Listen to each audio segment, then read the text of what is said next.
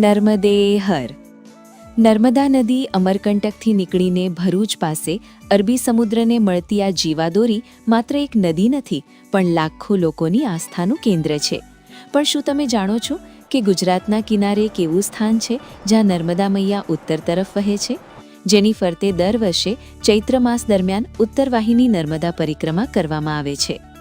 અમરકંટકથી નીકળી પશ્ચિમ તરફ વહેતી નર્મદા મૈયા જ્યારે નર્મદા જિલ્લાના રામપુરા અને તિલકવાડા વચ્ચે પહોંચે છે ત્યારે એક ચમત્કાર સર્જાય છે.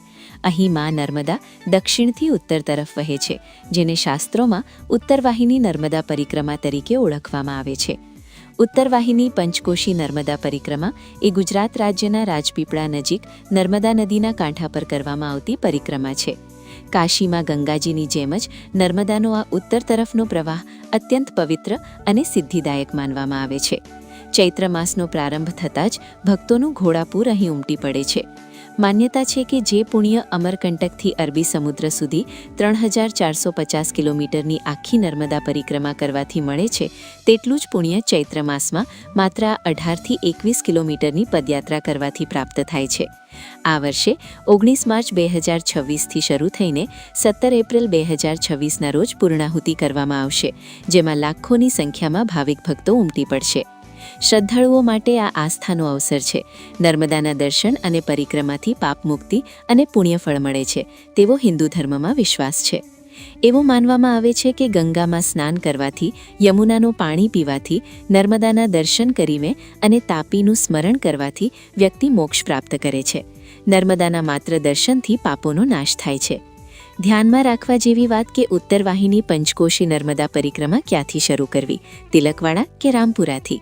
દોસ્તો, ઉત્તરવાહિની પરિક્રમા એને કહેવામાં આવે છે કે જે જગ્યાએથી માં નર્મદા ઉત્તર દિશામાં વહે છે અને તેની પરિક્રમા કરવામાં આવે છે. રાજપીપળામાં રામપુરા પાસે માં નર્મદા ઉત્તર દિશામાં વહે છે અને તિલકવાડાથી પશ્ચિમ દિશામાં વહે છે. તેથી આપણે પરિક્રમા રામપુરા નર્મદા નદીના કિનારેથી વહેલી સવારે કીડી-મકોડી ઘાટથી સંકલ્પ સાથે શરૂ કરવી જોઈએ. મુસાફરીમાં ભક્તો નર્મદે હરનો મંત્ર જાપ કરતા કુદરતી સૌંદર્ય વચ્ચે ચાલે છે. કીડી-મકોડી ઘાટથી દંડી સ્વામી યોગાનંદ તીર્થધામ, રણછોડરાય મંદિર, ધનેશ્વર મહાદેવ, મંગલેશ્વર મહાદેવ, કાશી વિશ્વનાથ મહાદેવ, શ્રી મહાનંદા અવધૂત આશ્રમ ઉદાસીન, તપોવન આશ્રમ, ગોપાલેશ્વર મહાદેવ, રામાનંદાશ્રમ, સીતારામ બાપા આશ્રમ, ત્યાંથી થોડે દૂર નર્મદા નદીના કિનારેથી હોડીમાં બેસી સામે પાર તિલકવાડામાં વાસુદેવ કુટીર આશ્રમ, તિલકેશ્વર મહાદેવ, નર્મદા માતા મંદિર, સંગમ પુલ, મણિનાગેશ્વર મહાદેવ, કપિલેશ્વર મહાદેવ, કામનાથ મહાદેવ, સાલાકેશ્વર મહાદેવ, નંદીઘાટથી હોડીમાં બેસી નર્મદાજી પાર કરી કીડી-મકોડી ઘાટમાં સ્નાન કરી યાત્રાના અંતમાં જે કોઈ શિવ મંદિર હોય ત્યાં તમે માં નર્મદાના પાણીથી શિવલિંગ પર અભિષેક કરી બ્રાહ્મણ દાન કે 5 કન્યાઓને ભોજન કરાવીને યાત્રાનું સમાપન કરી શકાય છે. સીતારામ બાપા આશ્રમ પુલથી આપ જો સીધા મણિનાગેશ્વર મહાદેવ મંદિર જાઓ છો તો તમારે 18 કિલોમીટર જેટલો રસ્તો કાપવાનો થાય છે, અને જો આપ તિલકવાડા વાસુદેવ કુટીર, નર્મદા માતા મંદિર, સંગમ પુલ થઈને જાઓ છો તો તમારે 21 કિલોમીટર જેટલો રસ્તો કાપવાનો રહેશે.